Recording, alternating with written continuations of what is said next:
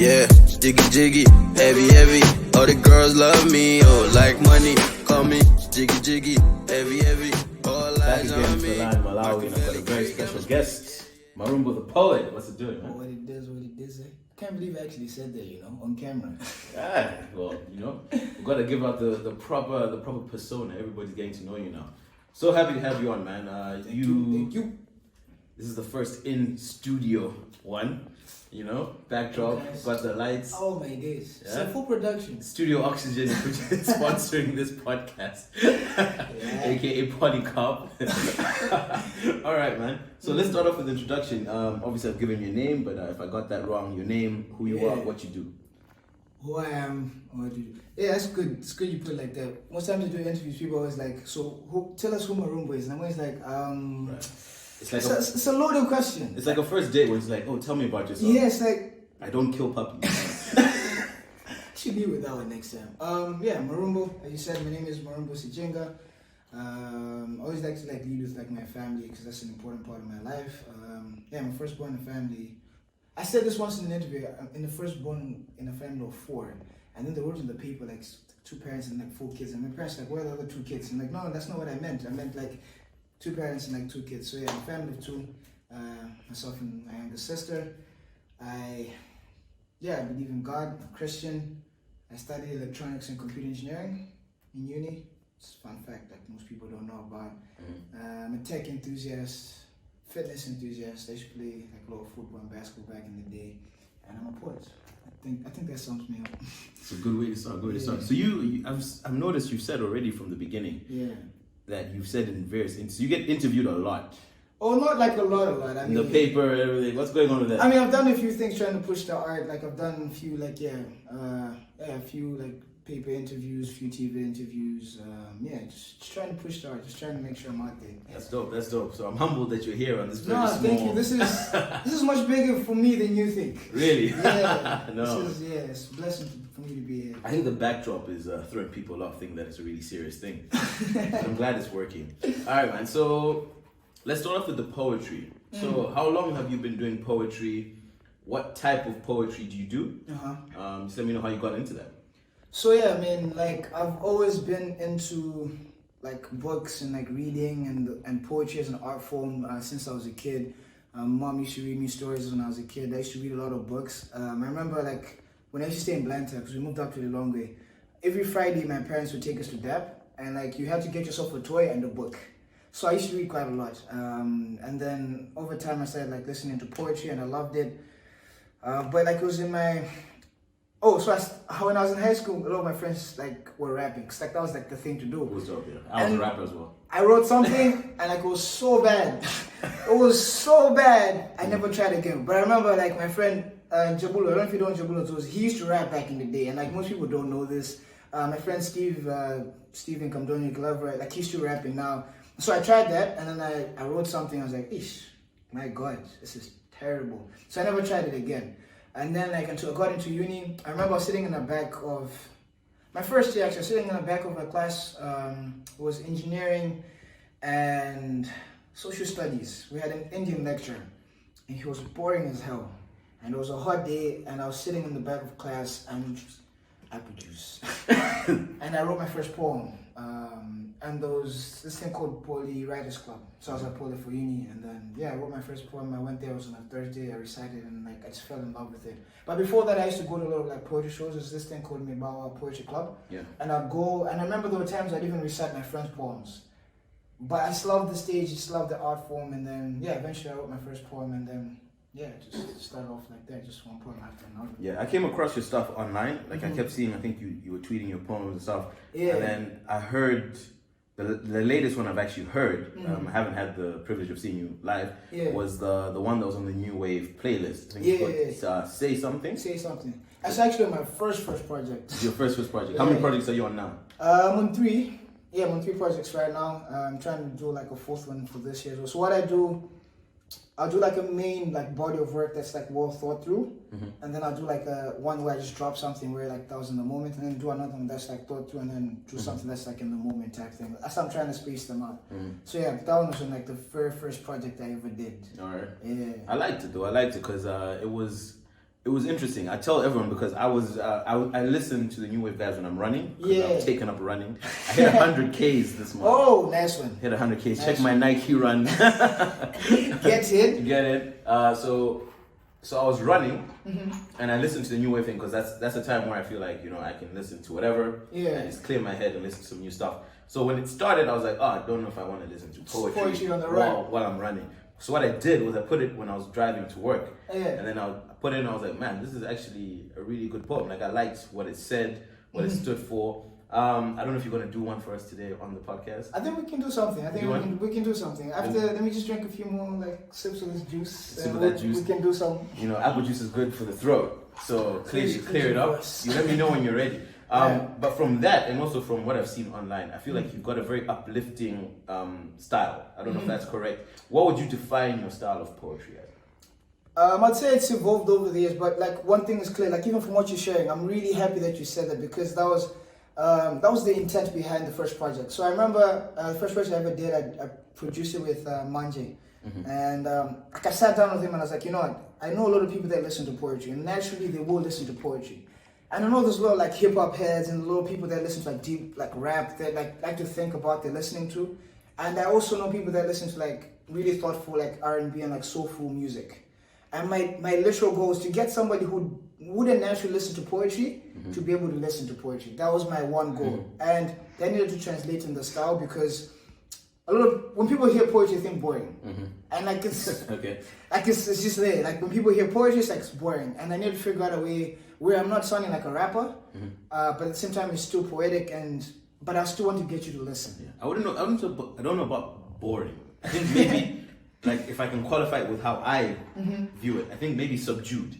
When you think about poetry, so let me put it this way. I'm a big fan of spoken word. Cool. Right? One of those things, one of the ignorant sides of myself is I'm a big fan of battle rap. Because battle rap is no beat and it's just people it's just word after word. Word after word, and they have the rhyme schemes where What's your favorite battle rapper? My favorite battle rapper. I don't know if you know New Jersey Twerk. I don't know New Jersey Twerk. I don't know New Jersey Twerk. Oxygen is not happy with Because New Jersey Twerk, right?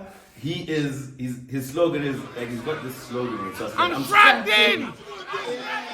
I'll clap you in a coma. Man, I can snap you know what he's about to say about to kill is you. gonna blow your mind. So search New Jersey Twerk. If I'm going for the popular fan favorite, it's Charlie Clips. Charlie Clips is someone I think most people know, Wild 'N Out. But because I'm a battle rap fan and watching battle for so long, I end up being the hippie where it's oh no, he's sold out. He's on Wild 'N Out.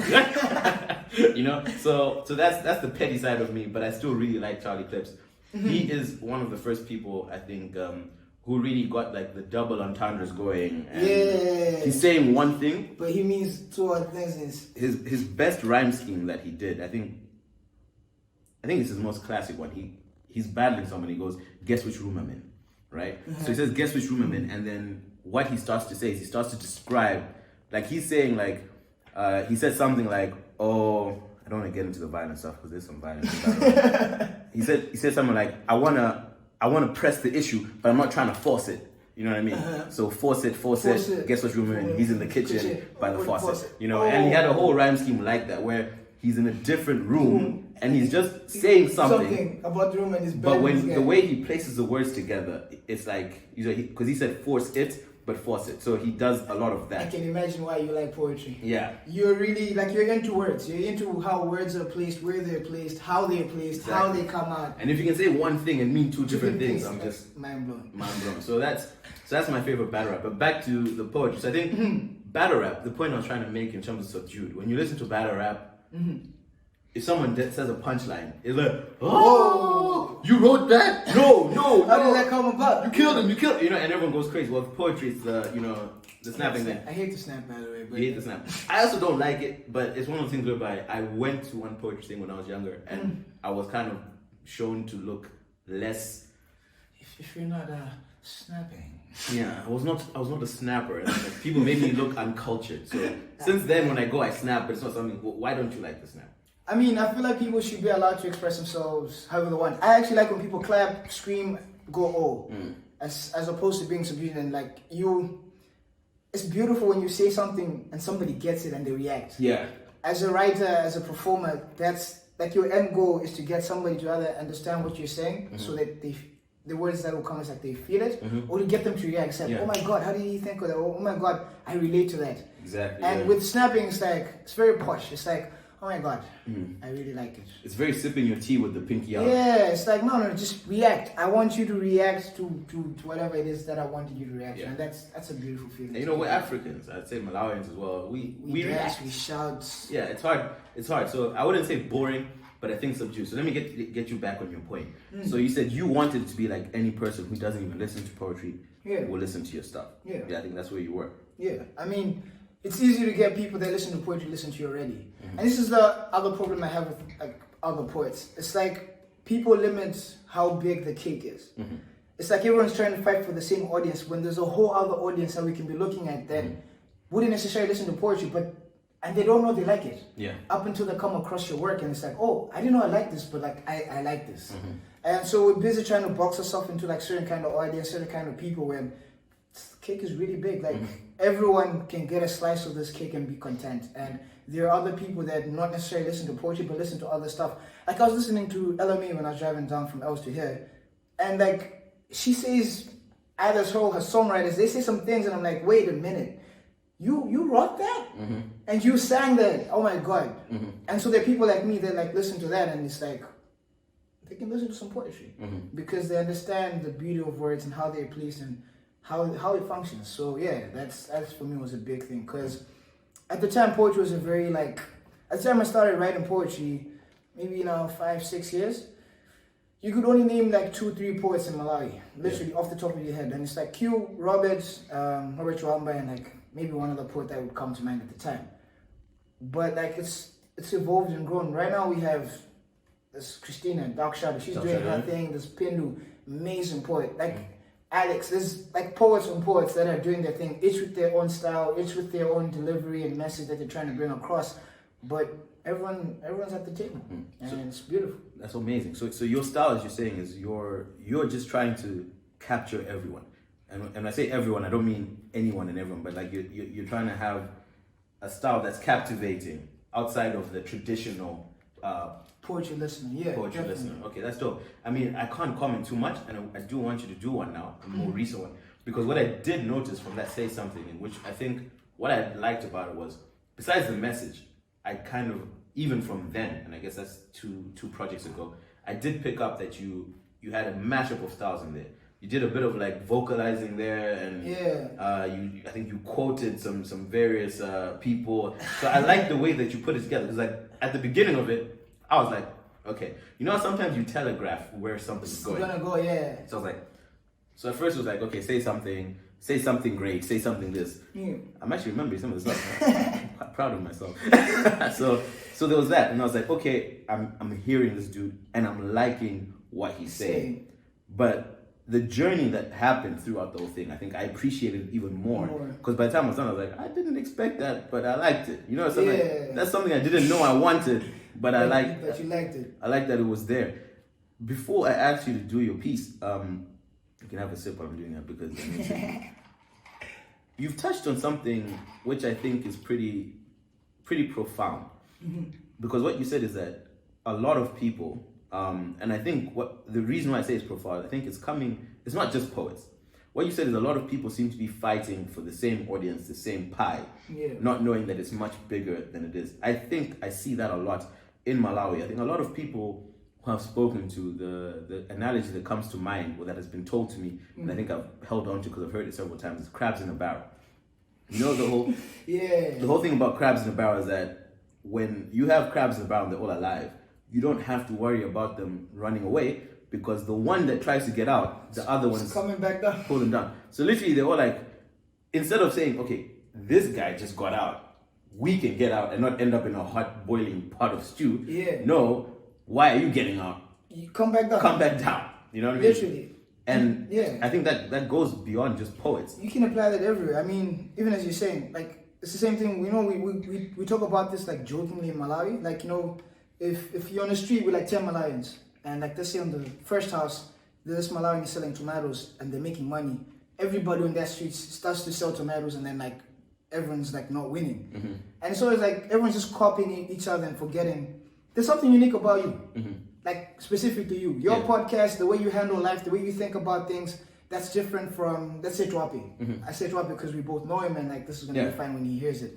Because he can also have a podcast and there's something unique about him Yeah. that it's just him. Exactly. And people forget that, you know, this is as far as you can be yourself, you're okay. Just Yeah. be And yourself and it's, We actually, Toppy and I recorded a podcast. So he's going to be on Fela in Malawi soon. At the time of recording, and what he said, and that's going to be on his. I just want to echo it now. Yeah. It's interesting that we're all kind of like echoing each other at the moment because he's not here. We didn't pre-do this. What Toppy said was that he wants more podcasts. You know, and that's the weird thing because I listened to Toppy's podcast and I told him he inspired me to say I should do my own because I was hearing his and I kept telling him, yo man, people are gonna get tired of this. I'm a fan of Joe Rogan. Yeah. Number one Malawi fan. I don't know if anyone talks about Joe the way I do. Even online, I'd be tweeting it, people be ignoring me, like what's this guy going on about? It's all good, you know? And I kept telling Topic, I really think you should try the Joe Rogan style. And I said, you should watch it, and like, you know, I think you should do it. And then after a while I was like, he's got his style. Why am I trying to force him to sound like someone else that I like? Because I'm not even trying to be Joe Rogan. I just really like his style of doing things. I've gravitated towards it. And even then, the way we're doing this is very different from his, but the essence is there. Yeah. And some other person would have been like, oh, so you like my podcast, and now, because I'd always like retweet when he was dropping. So some other people might have been like, yo, you like my podcast, now you're starting your own. What's this? What are you trying to do? What you trying to do? But he was like, no, we need to tell our own stories as Malawians. We need to tell our own stories, say our own struggles, what we're going through. And the more voices that are being put into that conversation, the more wholesome that conversation is. Yeah. So he said he wants more dialogue. And I was like, you know, that's pretty profound to say we're all different, you know? I can't do poetry. You know what I mean? I can get my points across pretty well. Yeah. But I'd like to think. But I can't put stanzas and all that stuff that you guys talk about. Whilst you are able to do that, we can talk about the same topics, right? The state of the nation. We can talk about inspirational things. But your voice, the way you do it, that's special to you, and the way I do it, that's special to me. And there's no reason why we should pull each other down as opposed to just build each other up. Because then, as you said, there should be more poets. We should be able to say, definitely. Lots of talented people in Malawi. Look at what Malawi has to offer. Unfortunately, I think we get stuck into that crabs in a barrel thing way too often. But I said that's why we're having this conversation, because hopefully through this, some people might say, you know, actually, there's some poetry I've been sitting on. I can start listening to. There's some poetry I can start writing and bring to the table. So definitely, yeah. Exactly. So are you ready to drop something on us? All right, let's do it. Let's see what's gonna happen. I can't promise some magic, but yeah. Oh man, I'm sure it's gonna be good. Hit us. Cool. I'm gonna do a poem that's in the new project. And because I've been like bottled in this season, it's gonna be a love poem. I guess I'm gonna dig on bottle on there. It's fine, bro. It's fine. It is what it is. We all go through it. It's a beautiful thing. His poem is titled "I Want." I hate explaining poems, but it goes a bit like this. I want to love you the same way the moon loves the sun. Day in and day out, through the times and the seasons, even in the moments where you give me no reason. How a love story will be a story that we told throughout the ages. I want to love you even when we grow old and you start to develop that bag under your eye and you start believing my lies. I want to love you the same way the moon loves the sun. You are like the sun, the centerpiece of my space. My friend David, he's standing in the back. He recently told me that ever since I met you, my face seems to be glowing. Much like the moon as he reflects the sun. I told him it's probably because I get nervous around you and I sweat a lot. Or maybe it's the Vaseline blue sea, or maybe it is because I am the moon to your shine. I am what the priests used to predict the falling of the rain, the love tears from the God that watered the earth to bring about life. You see, loving you will be nothing short of a rain dance. I want to know the heights with which I can love you, like Egyptians building pyramids to worship the sun. You are a goddess and I am a son of a son, so our love story must have been written in the stars by the very hand of God. I swear I must have cursed Cupid the first time that I saw you for all the times that he shot me with his arrow when I was looking for love in the wrong places. I made a mess of love. But to be fair, love isn't always tidy. It's like the room of a 14-year-old who never has anything in his place, but if you ask him, he will tell you that he knows exactly where everything is. I made a mess of love, but if you had asked me, I would have told you that I know exactly where everything is. And to be fair, love isn't always tidy, so I kept my hair and comb through the months of January and February. Even though I looked and bathed, I kept it so as a token of my love for you, and your love drove me to a desert, and I left off the sweet honey voice notes that you sent me and the locust swarm of the voice notes that we took in your phone, and I nicknamed myself John because I am a Baptist after all, and you are like the river Jordan. So I came to you to plunge myself beneath the flood of your care so that I could learn to die to myself and learn to love you again and again. I want to love you the same way hair food loves nappy hair, in a nurturing and caring kind of way. So maybe your nappy hair can grow into a dreadlock and we can break the deadlock of loving badly. I badly want to love you even when you grow bold and decide to cut your dreadlock off. I want to be bold enough to love you the same way a mother loves a child. And just for the record, my mother likes you, and if you know anything about her, she doesn't like everyone. Studies show that 97.3% of all females are crazy, and they have at least 3 personalities. So before I get down on one knee and ask you to marry me, I want you to dump me 4 times so that I can learn to love each and every one of your 3 personalities and then learn to love you again. I want to love you the same way the watchmen love to see the dawn. The same way government officials like to see 4 on the clock, because to them it is a sign that you're going home. You are what I think about when I hear the words home. The sound of the TV left on, the soft caressing of the carpet, the drip on the sink that needs fixing, the slamming of my little sister's door in the corridor, the calling of my mother, the leaves whistling outside, the barking of the dog, the sliding of the gate. You are what I think about when I hear the words home. I wanted to know all the ways with which I could tell you that I loved you, so I signed up for some Swahili, Tumbuk and French classes so that I could learn them and tell you in them how much I love you, but I still felt that wasn't enough, so I connived with the sun, the moon, and the stars, so that every day and night you would look up and read a poem written by me, but still I felt that wasn't enough, so I bribed the air so that with each breath that you take, you would inhale me and exhale a poem written by me of how much I want to love you. I want to love you as abruptly as this poem ends. Marumbo the poet, my guy. For everyone that was saying this guy was not writing poetry because he's in a relationship, jokes on you. This guy has been in the kitchen, man. Oh, so you've been in the kitchen just cooking? Just cooking like that? I'm surprised I came out. I love it. Dope. Oh, man. All I'm going to say is, thank you for making the rest of us look so bad. Because now, I don't know what I'm going to tell my girl to be like, yo, I love. But Marumbo bribed the air. She bribed the air so when she exhaled like that. Oh, yeah. So yeah, man, I like that. Actually, need a second. So that was really deep. I hope are we allowed to say names? Yeah. Temwa, now you have to watch the next episode of Fela. Cause you have to watch this poem. And we're not gonna do any snippets. This is whole form. You're gonna have to find it. We're just gonna say it's somewhere in there. Dude, okay, so this project, because obviously I had noted people were saying you haven't released recently. So this new project, it's just dropped or it's dropping? When is it coming out? I'm working on it currently at the time of recording.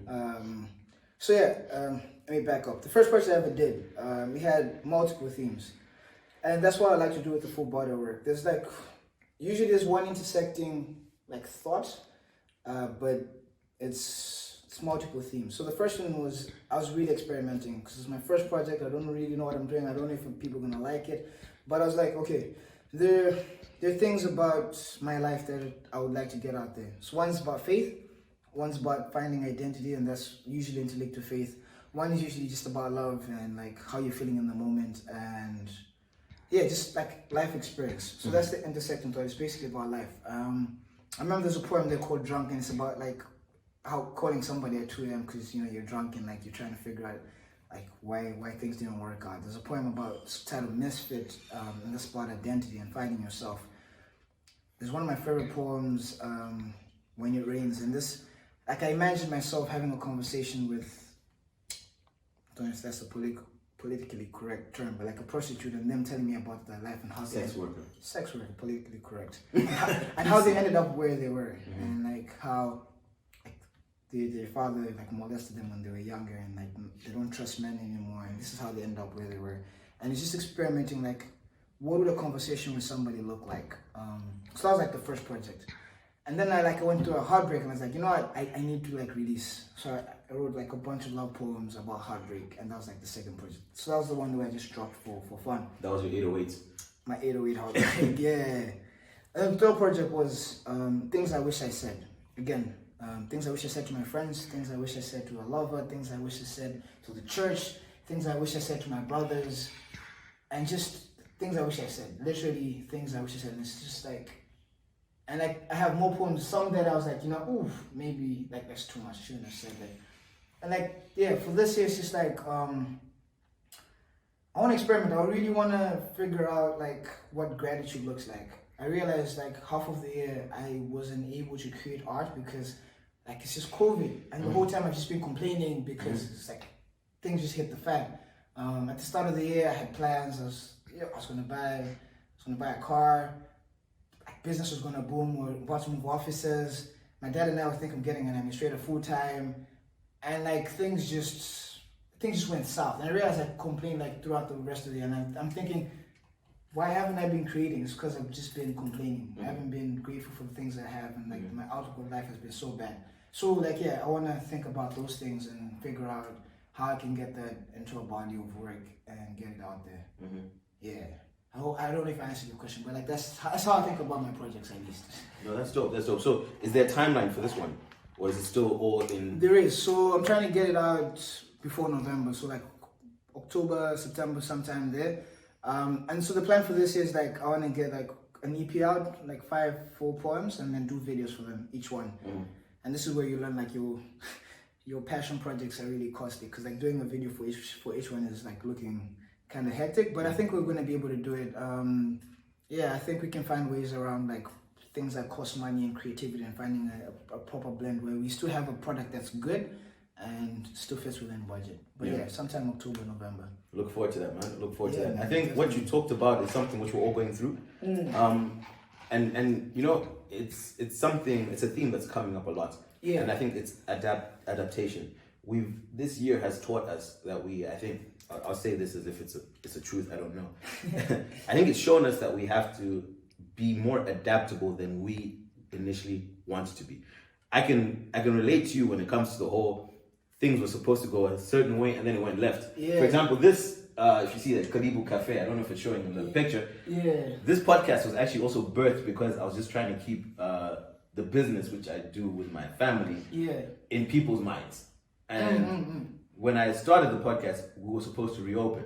And if people have watched the first podcast, you hear me saying we're opening very soon. Yeah. And then things start spiking and whatever. And it's like, you know, I can put it this way. My mom, for people who, I don't know if they know the story. My mom, she was a housewife, and then she decided, she was always a good cook. Yeah. And eventually she started, I think she didn't like being a housewife anymore. So she started getting moody. So it was like, my dad was like, why don't you just do the thing that you seem passionate about? Yeah. You know what I mean? And initially she was like, oh, cooking, whatever. But she started that business and it boomed. Like she was doing catering for so many different organizations, and it went really well. Yeah. It was a catering company. And then it reached a stage where, not long ago, she said, but now I want to own my own restaurant. Because I've been catering, you know. It's different catering, say, at like Polytechnic. She didn't cater there, but one of the institutions was like that. Yeah. So it's different serving people like just the chips and chicken at that type of place. Yeah. And at corporate events, and it's different to have your own restaurant. You can go all out in like your creativity. Exactly. And so that journey started 2018. That's when they opened the first restaurant in town. Yeah. I was involved purely in terms of, you know, reviewing contracts, whatever. Then she kept saying, the place we had in town was where Kip's Megabyte used to be. Okay. She wanted a place that was more accessible at nighttime, because that place, there was so many restrictions, so it would close at like 4 or 5. And she's like, she wants a night place. That's how we ended up somehow, because I got involved, I started doing this banting stuff. So I was running this banting menu for people for lunchtime stuff. I remember that. I wanted to come down just for it. Yeah, so that's how I got involved. And the next thing, one of the guys, the Villa 33 guys approached us, And then next thing we're running a restaurant that goes at night, beautiful venue.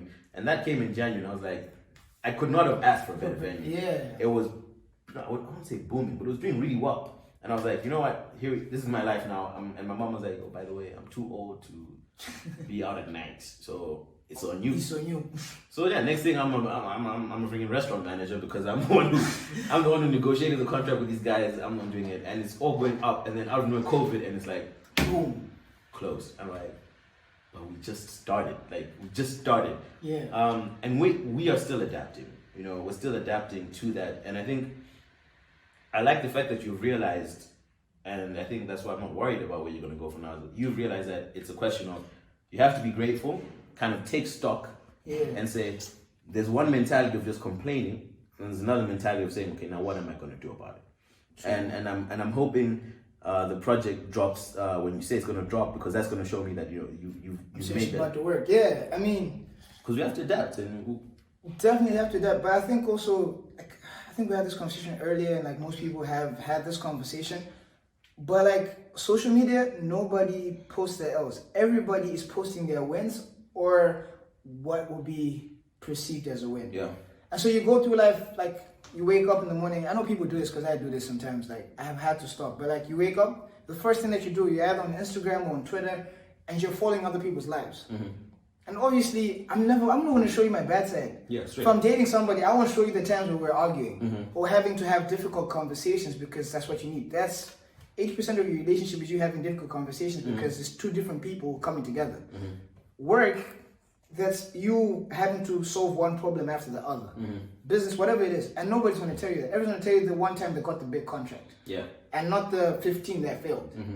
And so because all you see is that, and you look at your life, it's like, oh man, what am I doing wrong? What am I doing?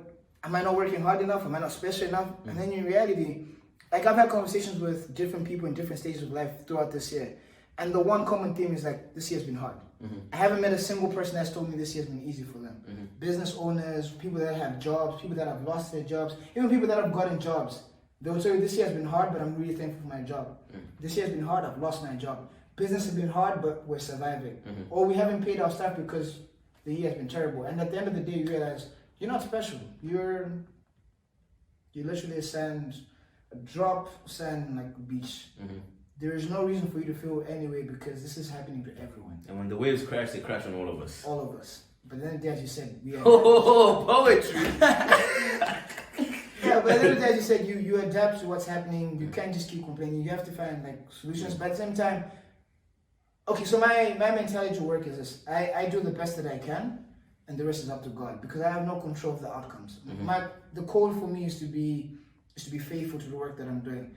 And so what I realized when I was complaining is I wasn't being faithful to my work because I wasn't actually working. I'd spend half the time just complaining and not doing anything about it.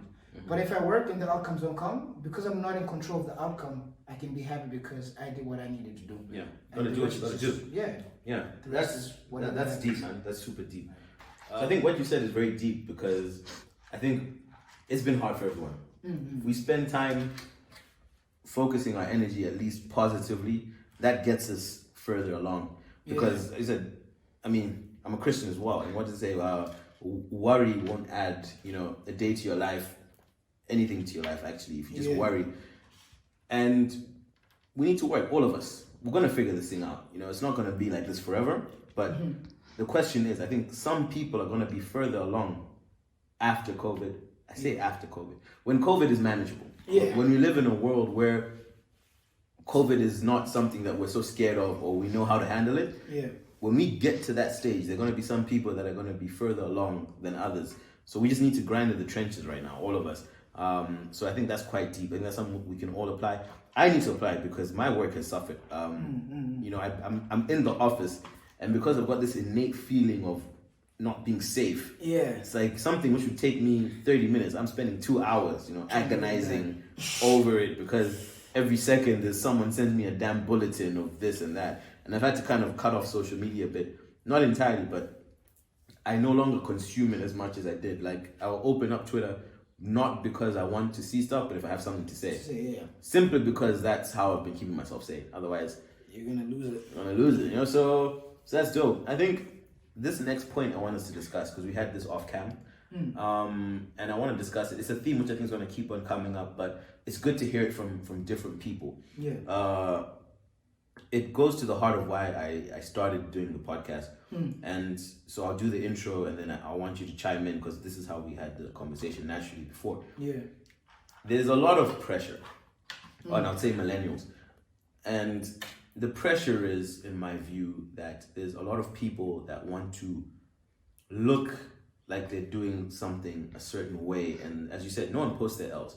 So everybody wants to look as if by the age of 30, I was in my 5-bedroom house and my 2 German cars. Yep. You know what I mean? And I feel as though it's having a big effect on how we view ourselves, how we conduct ourselves. And it's almost as if we feed into it, because then people are willing to almost go in the fake route as well, just to look a certain way. So I want to get your thoughts on that, because that's the reason why we started this. I wanted to get real conversations from interesting Malawians doing interesting things. Yeah. And part of that is that, you've been quite honest. You said,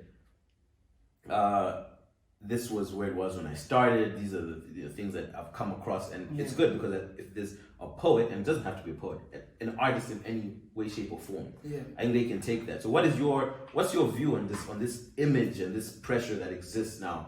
It is social media. I don't think anything else but that. Man, I don't even know where to begin. So I'll have to do it like in both spheres of my life, right? So I exist in like the typical millennial duality. Like there's like the passion project and like the work. But I think of them as like my 2 babies that I love equally. I start off like with the poetry, which is maybe what most people would like know me for. I've been doing poetry for maybe 6 years, and maybe an extra year where like I was just trying it out, and then maybe after 2 years, like, you know what, there was a point in my life where I said I'm gonna do this as a career. I'm not gonna like try fake it. I'm not gonna pretend that I don't want to do this. I'm going to do it, and that comes with the responsibility of saying, okay, I need to, whatever I post has to look a certain way. I need to go to the best studios. I need to find the best producers. I need to find the best instrumentalists. I need to make sure that my art is of a certain quality. So the problem with that is most people that like, I get DMs of some sort sometimes, like, yo, I want more platforms, or like, can you link me to more like places where I can perform? And for me, the hard bit with that is always people are looking for platforms and not necessarily improving their art. And since some like Michael Jordan said in like The Last Dance, the documentary. What a docuseries. There's a point where he says, I took it personal. Apart from you took it personal, there's a I think it's like episode 6 where he says, to the effect of this, I'm gonna paraphrase, but to the effect of this, what got me the Nike deals and the fame wasn't just me, but it was the fact that every time I played, I showed up. Every single time he played, he made sure that he showed up. Yeah, he said something like his game spoke for him. Right? Yes, and what people forget is it's not the platform that speaks for you. It's your art, your craft, the amount of time you spend on it, the quality of your craft that speaks for you. And most people, I think, want the fame, the platform, and not necessarily improving their craft. And for me, my goal has always been to improve my craft. And what that does for me is that every time I improve, I get to a bigger stage. And people want the short route. Like, I mean, people want to be Q in 3 years when Q's been writing poetry for 12 years. It's not going to happen. It's unrealistic to think you're going to be as big as Q in 3 years. When he's literally had to put in the work. When Q tells me he's done multiple free shows, he's organized shows for himself where he's lost money, had to go perform in places where he couldn't charge because he needed to do that to get to a certain place. Now he would charge, and he would charge because he is who he is and he's earned his stripes. Yeah. And that's the message I'm always trying to get to us young poets. Like, you know what? Don't expect anything to be handed down to you. You need to earn your stripes and get to a place where you want to be. And same thing when you think about work. Like, when I got out of uni, I was always intent on like setting up a startup. So I came to my dad, I was like, yo, I want to set up this vehicle tracking company and we're going to do amazing things. We're going to do this and that. I've got this other tech ideas, USSD apps, bulk SMS. I'm going to kill it. In like a year and a half, I'm going to have my own office space and I'm going to be killing it. And he was like, son, it's going to take you at least 4 years to get to where you think you're going to get to right now. 4 years just for you to start. That's what my dad told me. He's like, a minimum of 4 years for you to get. I was like, no, Dad, internet, we've got capital. No, I'm going to kill it. He's like, okay, go out and do your thing. It's been 3 years. I'm still not set up. And like even this year I was chatting with him and he's like, you are right. It's not gonna happen overnight. It's like, yeah, like minimum of five years for you to set up a first business. And most of them will fail. But that's okay because you need to go through that process. By the time you get to the one that's successful, you'd have gone through that fire. And I think most of us are looking at people's online personas and thinking that's how life is. You've got people that are doing forex trading because there's this forex trading guy in SA who's making $100,000 a week, and it's like, oh, I need to get there. You've got somebody that's posting there, as you said, the Germans, and you're thinking, I need to be that guy. I had a conversation even with one of the guys we haven't been, where he told me like, no, you have to put in the work. Like he explained to me his journey and all the steps he's taken to get to where he is, and the amount of work that he's had to put in, and the fact that he's a really smart guy. It's not like it's like inevitable, but like he just didn't get there like just like that. Yeah, Wonder Man wasn't born 10 years ago. He put in the work. Like Wonder Man. If we talk about Wonder Man, the brand, the suits, everything he's doing now, right? This dude has kids in high school. So he's putting the work to get there. But the kids my age trying to just do it overnight. Yeah. One trying to be something without even putting in the work. And no, you have like this. It's a life principle. You reap what you sow, which means you have to sow before you can reap. And we're trying to reap before we've even sowed anything. And I think that mentality needs to shift and we need to be more honest with ourselves. I think so. I think that's a big thing. I think we're not honest because, as you said, and I'm guilty of it as well. I am, because if ever you see me being quiet online, like Ruben hasn't posted anything, hasn't said anything, I'm going through a tough time. And I don't like to tweet through the pain. You know what I mean? Like I prefer, like if ever you just see radio silence, like I haven't posted anything, just know I'm going through a tough time. You know what I mean? And then when things work out, I'm back. Picture, beard, oil, all that stuff.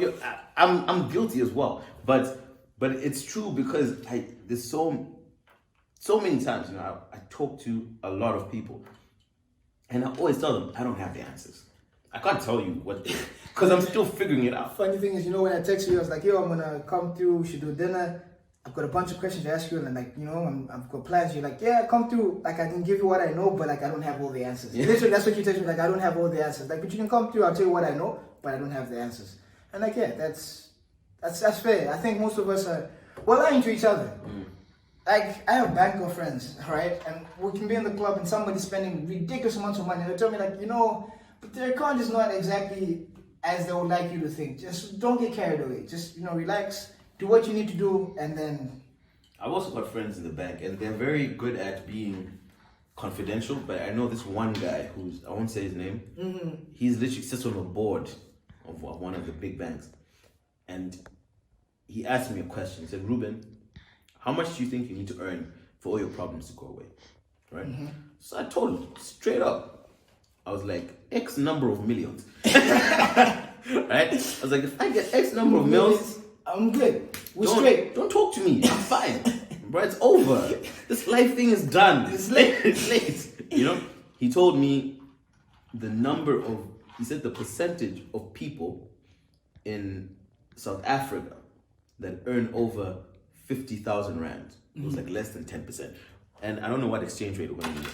This is my burner phone, but we're gonna do it because I want to do this. I think we're at like 50 questions now, so you can do like 52. Do it 50, yeah. So let's do 50,000.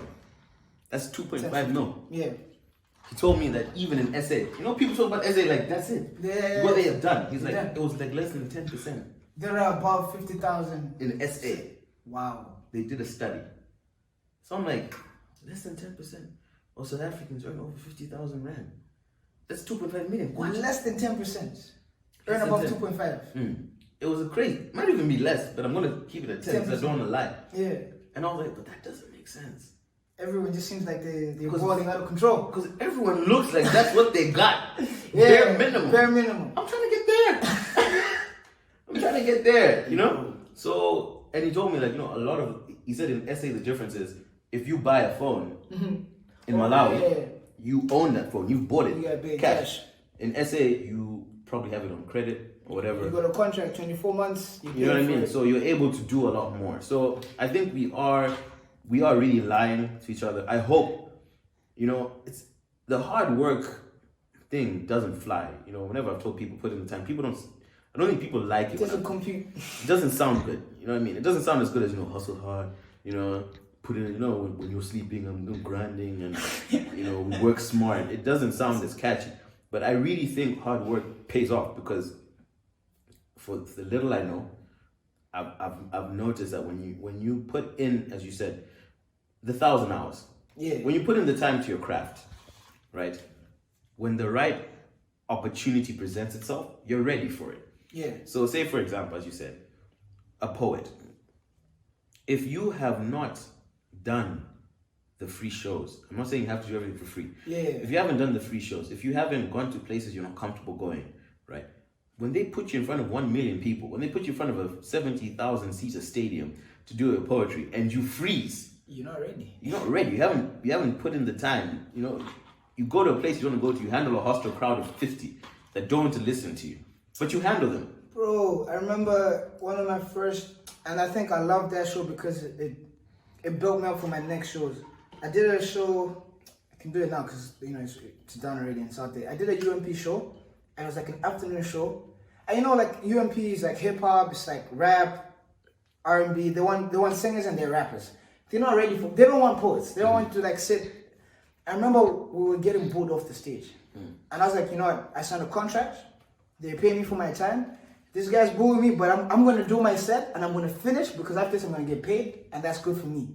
But what that taught me is, not everyone's going to listen to you, and you have to be okay with that. And most poets are not ready to be told, like, your stuff sucks. They're not ready to be told that because to them it's like, I'm a creative. My stuff is great. You need to love me. But once you go through that, it's like I can handle. After that, I feel like I can handle any crowd because it's like, what's the worst you're gonna do to me? Yeah. You can't do no worse than that. It's already happened. Like, it's already happened to me. So you need to go through that process. Same thing with business. I meet a lot of cats that have like grand ideas, and off the bat you can tell this guy has not lost any of his own money. Yeah. And I'll tell you why. Because it hurts though. Yeah, but you need that. You need that because once even with the cafe, you know how much money I lost, bro. People are just like, this is a family business. No, you spend. But like every time somebody loses their own money on a business idea, and they come out of it and they're like, I'm ready to go again. You know they're ready. Yeah. You know they're ready because I know a lot of people. It's like to them, it's like I'm gonna have 5 million. We're gonna put it in this place. By the time it's like 2 months, it's gonna make us 10 million. I've never written a business plan on an Excel spreadsheet that made me a loss. Never. It's a spreadsheet. It's a spreadsheet. Why would you put yourself down from the You beginning? can't make a loss. But once you start doing it and you realize, oh, I didn't think of that. Oh my God, I didn't think. Oh, I just lost 2 million. Oh my God, I just lost 5. Okay, this is much harder than I thought. Yeah, and that's the thing, because like you don't want to lose 5 mil. Rather lose 400. 200, 10,000. Yep. Because then okay, this is what I've lost, and you already curtail business school and this stuff, dude. Not in Malawi. I'm not saying that business school is useless. No, what I'm saying is that you can't learn everything at business school.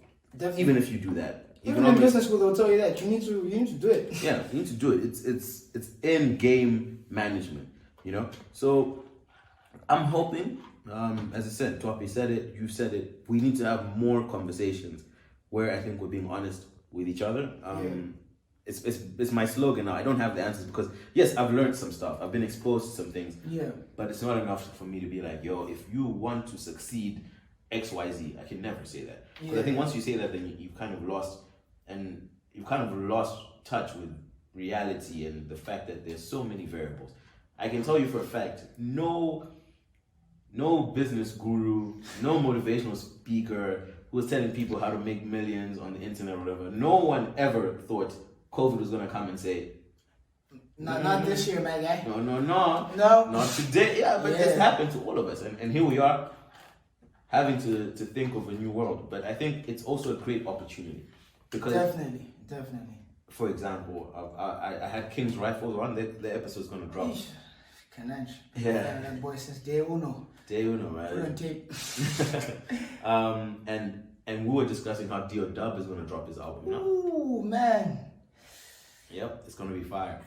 And I said to him, No, but pause. I need to, like, Dio Dub. I've heard a little wordsmiths. That guy's insane. Like, man. Anyway, it's fine. We'll talk about it.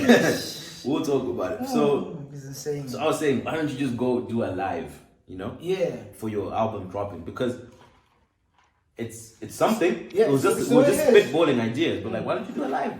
You know, and then there was some slight comments about the lives that have been going on. We're not gonna get into. So I've done a couple, so I don't know. yeah. So yeah, we were just talking about the fact that even though we're not able to do these performances, these shows, there's ways we can adapt and deal with the situation. Yeah.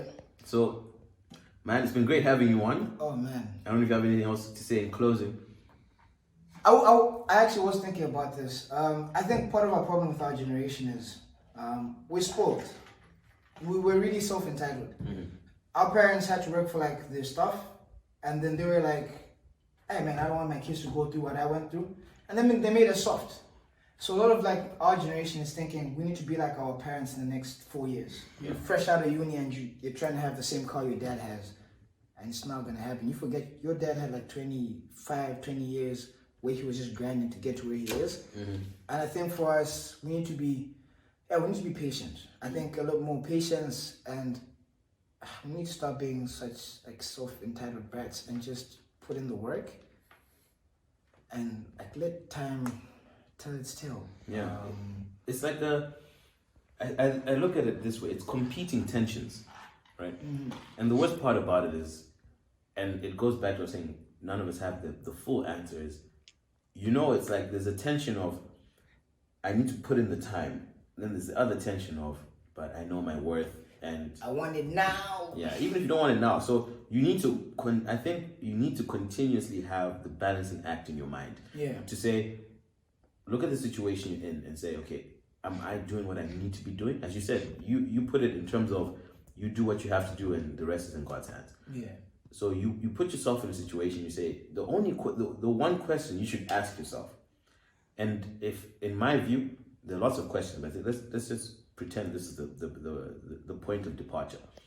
You ask yourself, am I doing what I'm supposed to be doing? Yeah. If the answer is yes, then you're good. If the answer is no, then you have to take stock Step your game up. and step your game up. If the answer is yes, then you know at least maybe you can puff out your chest and be like, you know what, I've been doing what I'm supposed to be doing, so I'm not going to take another free show.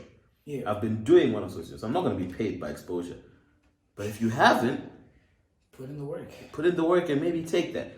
Because we can't tell anyone when that time is, you know? Yeah. It's on you. But the honest question and the honest answer can only come from one person, and that's yourself. Yeah. All right, man. It's been great having you on. This is the first live. Oh, I'm glad I did the first live. Y'all need to come to the apple juice. It's really nice. It's really full of rhythm.